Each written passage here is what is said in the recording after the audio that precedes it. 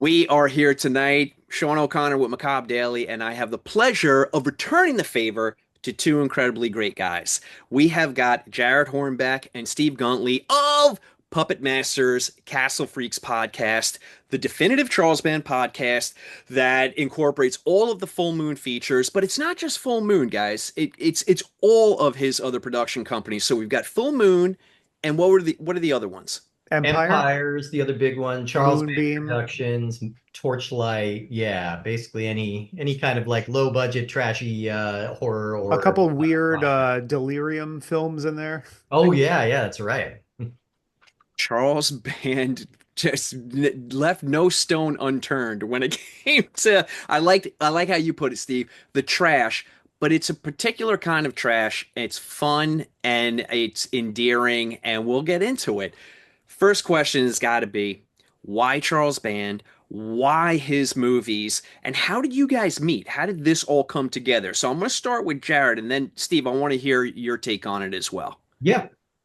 Sure. So a few years ago, Steve and I were working on another podcasting project together that was not really horror or exploitation specific. I think we would have conversations, and in doing so, we realized we had both read Dave J's book. It came from the video aisle, which is the comprehensive history of full moon features. I've always been interested in that kind of stuff. Like, even though I wouldn't have considered myself an expert based on my own experience. I read the book because I was sort of fascinated by Charles Band as a person. Steve mentioned he had read the book too, and I was like, cool, so you're the other one.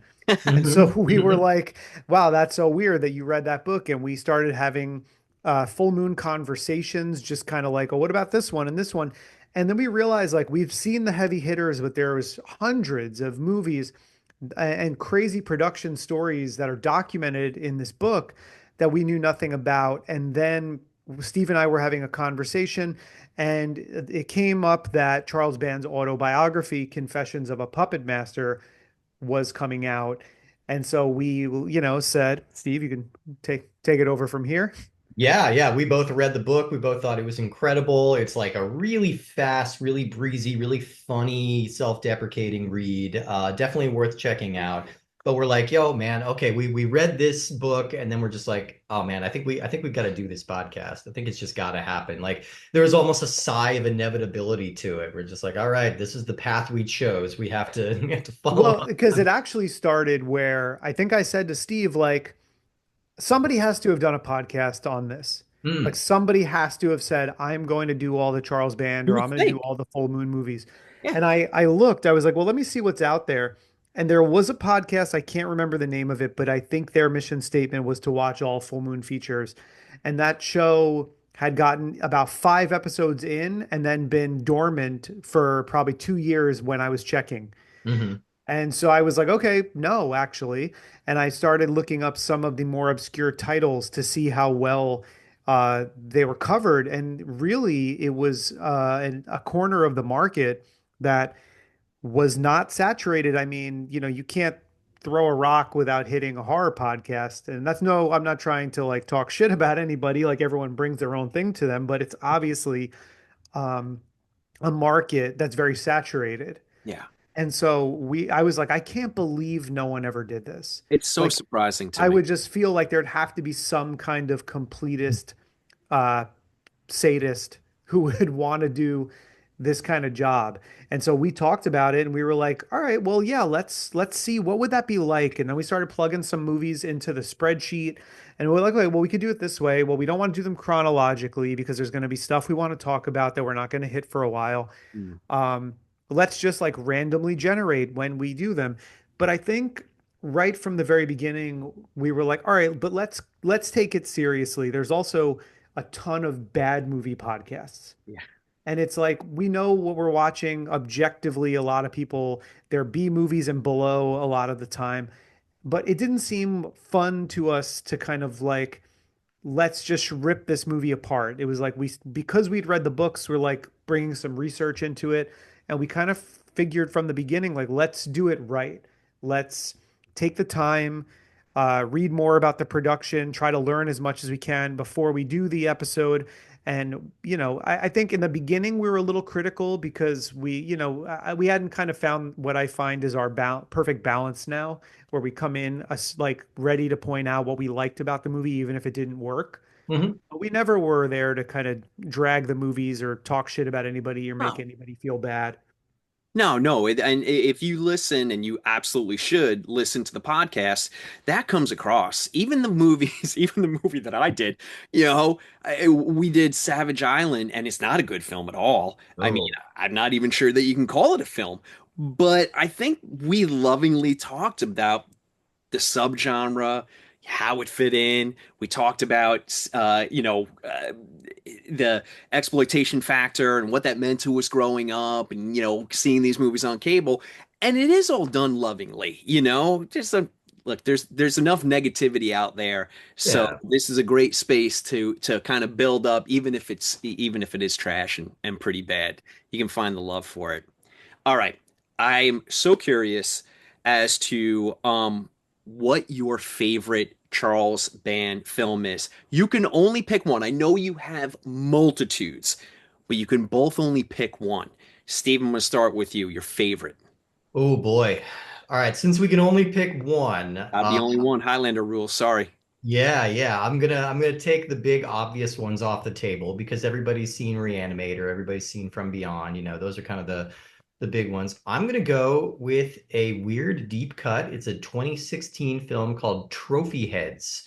This is kind of re-edited from a Full Moon streaming series, and it's basically going back and reuniting the Scream Queens from throughout Charles Band's career, like all the way back to the Empire days. So it's like Michelle Bauer and Brinke Stevens and Linnea Quigley, and then all the Ah, way up to like Jackie Lavelle and Denise Duff. And that movie it could have just been like really tossed off like fan service. And instead, it is a weirdly rich satire.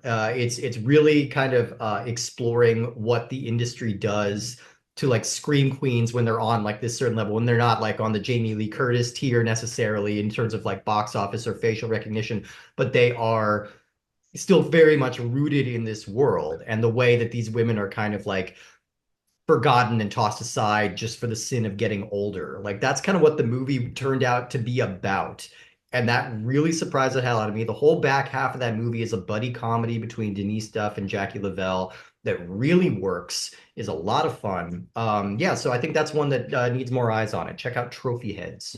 love that pick. What a fantastic pick. And you're right. I mean, it's kind of a sweet film with the Yeah. message that it ultimately is telling. Oh, I love that. All Yeah. right, Jared, you're up. Give me your one. Yeah, I'm gonna do kind of the same thing. And Reanimator is maybe my favorite movie of all time, or in my top five. So, and From Beyond's up there too. I'm gonna take those off the table as well, and I'm gonna pick one that is maybe not the most obvious pick in the world, but it sort of is if you know me.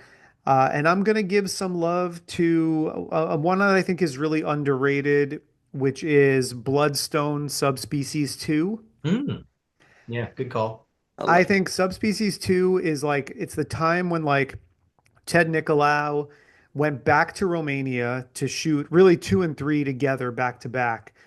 He was more confident. Romania was a little less turbulent than it was in 1990, right after the December Revolution, when they were there, like, and it was very war torn.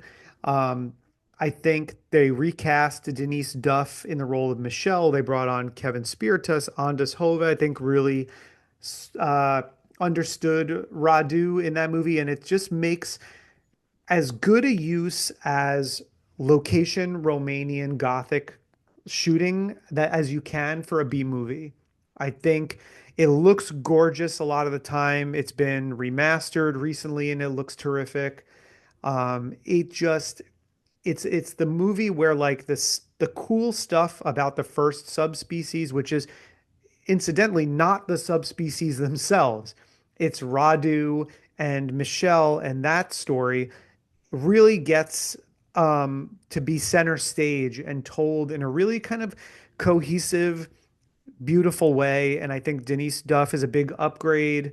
And I also think it's, you get Melanie Shatner introduced as her sister, and she spends a lot of time with Kevin Spiritus trying to find Michelle. And there's just these like sort of languid scenes, not unlike another great full moon movie, Dark Angel, The Ascent, Mm, where it's just like a character is just kind of like walking down the streets of Bucharest, and it's like it just looks beautiful. The shadow play is beautiful. It's Yeah. very well shot, and I just feel like Ted Nicolau was in total control in that movie. And hmm I think that's one that was really surprising to me because I had seen the first Subspecies on cable probably 30 years ago, and I'm like, oh, I kind of remember that like weird vampire movie with these little creatures. And I didn't watch Subspecies 2 until only maybe like 3 or 4 years ago. Okay. And I before we were doing the show, but I was like, let me go back and see what the rest of the series is like. And I was kind of blown away by the jump in quality from Subspecies 1 to Subspecies 2.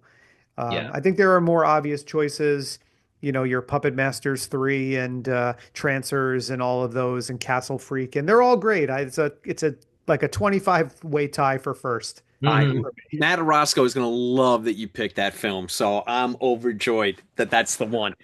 Okay, this one might be tough, but what do you think the most outrageous moment is for a Charles Band film?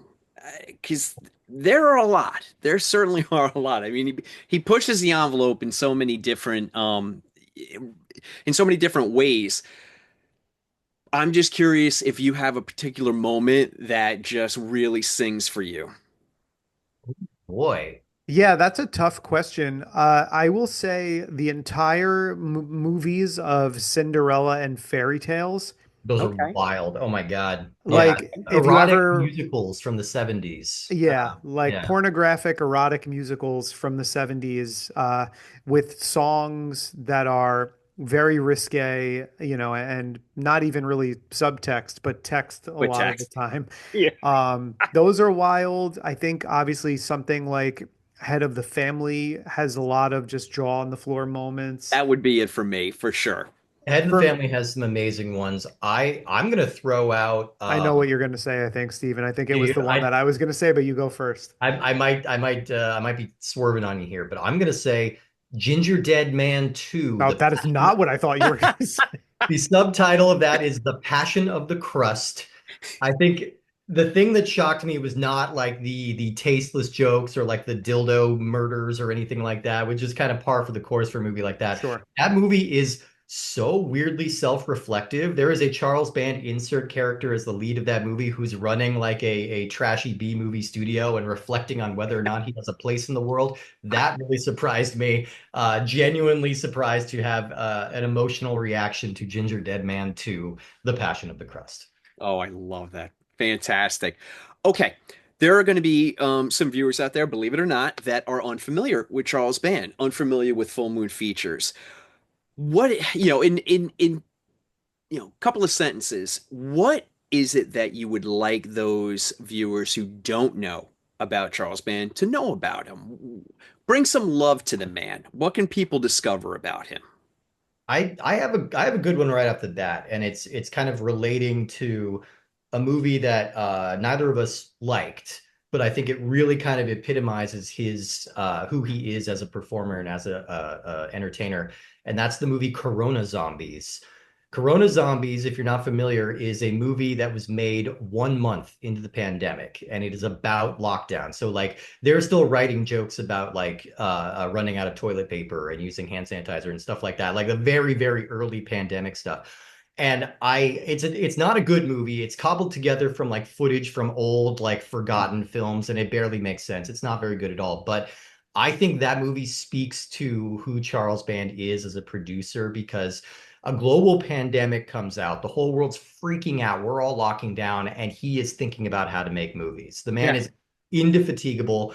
He will always find a way to make a movie. He is always hustling. He is always, robbing Peter, paying Paul, but he's always going to get these movies made. And he's an auteur in like a bizarre kind of way I that agree. is kind of represented by that. Yeah, auteur, I think, is a good word.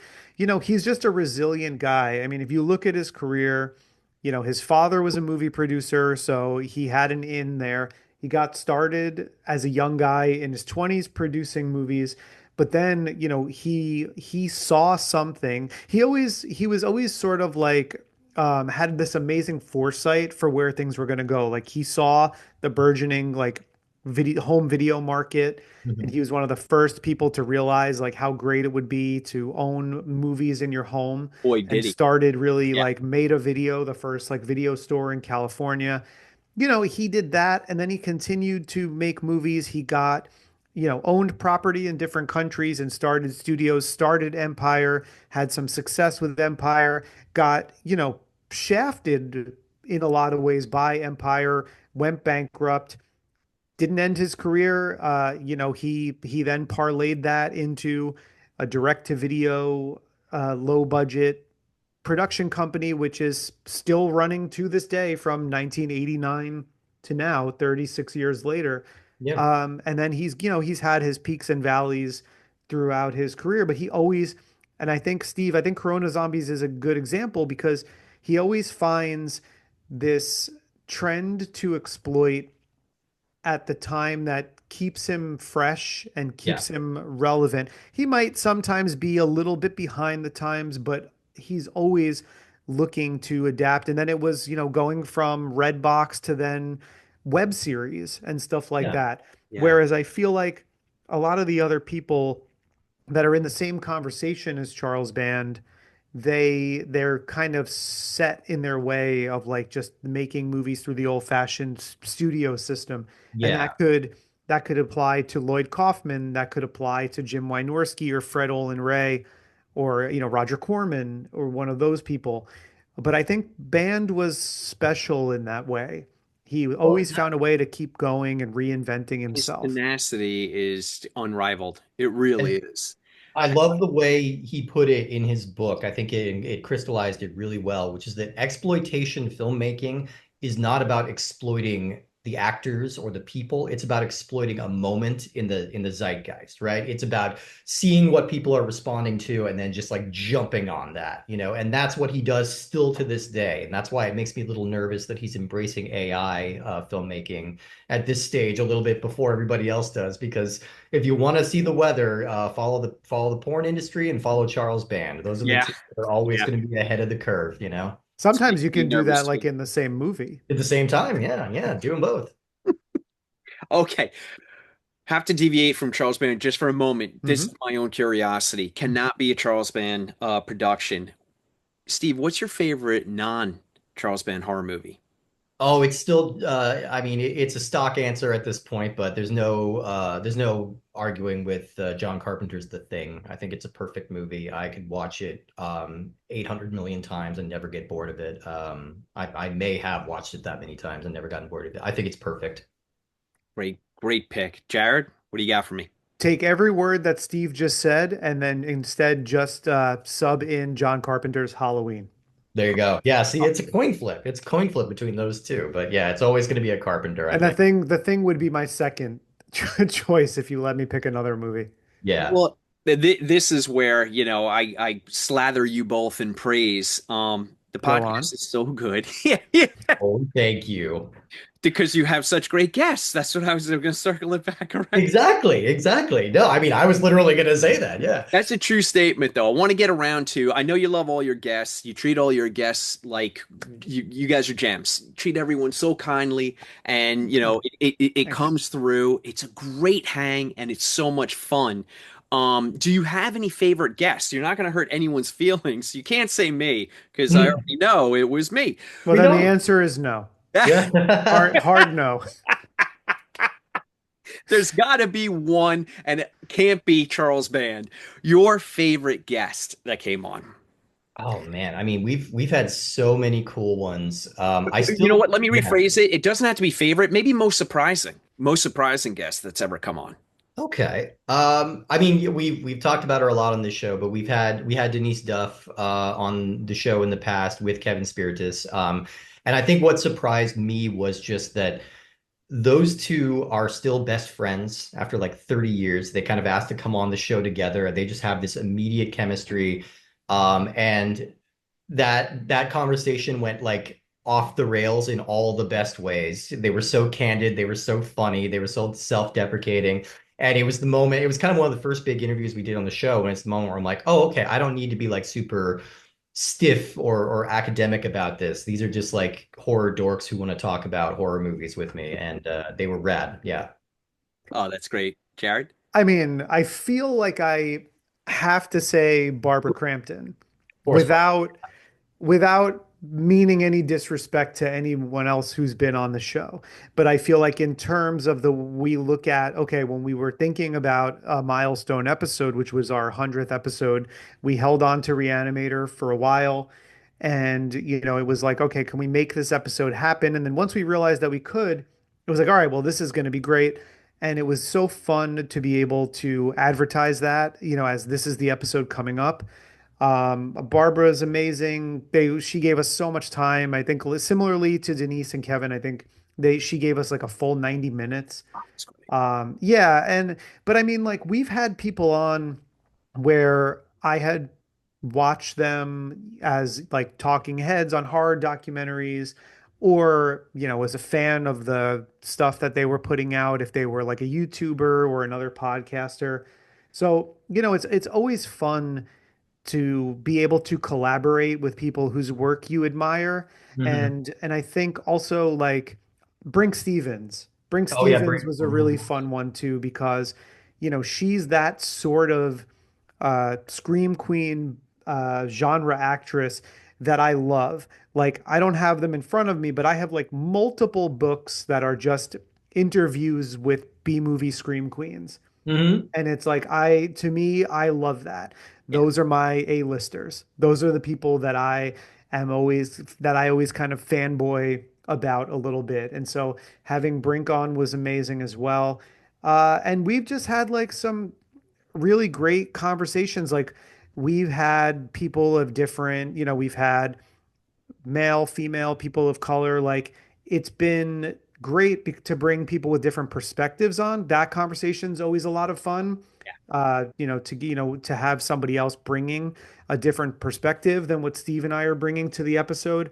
And I just felt everyone, I don't know if it's a booking thing, everyone has just been really great and brought something slightly different. And then Yeah. obviously like the directors that we've had on, like Danny Draven or people who spent a long time working for Full Moon, Mhm. J.R. Bookwalter, they were Yeah. amazing because they just have like endless stories. Yeah. That's the thing. And going directly to the source. You've got such a diverse array of guests, and they do all bring different things to it, and it makes it so interesting.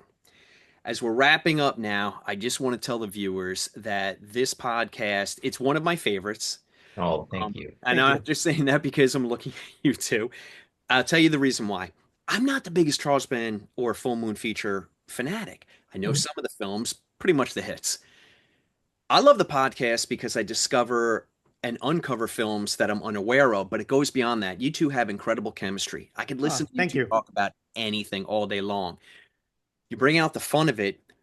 That's a particular skill. If it can be interesting and entertaining, uh, even thought provoking, and just always fun on a subject that you're not aware of, and it makes you're hanging on the next word, like, oh, okay, let's see where this goes. Oh, I wonder where this is gonna lead, and you guys uncover that, and it's just it's a little treasure trove for not only the film fanatic, for anyone who likes great quality podcasts. This is the place that you want to land.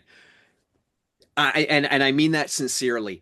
You two entertain on a higher level, and I think that's the best compliment I can give you. You're really setting the bar for Oh, that's really You're, sweet of you, you're, Sean. And thank I you. say this sincerely. You are our most handsome guest. us. It's true. It's true. I will take anything I can get because We have a I spreadsheet. know We I rank wasn't the all most of entertaining. I, them. fellas, I will end there because it can't get better Uh, than me. uh, I Thank thoroughly you so enjoyed much. this. I want to put a little nugget out there. I think you two should do a John Carpenter podcast, and I'll leave it there. Thank you oh, so I much would do for it. coming on tonight. No, thank Thank you you for so much. having us, We Sean. Thank you appreciate so much. Anytime. This will not be the end. it. Absolutely. Thanks, man.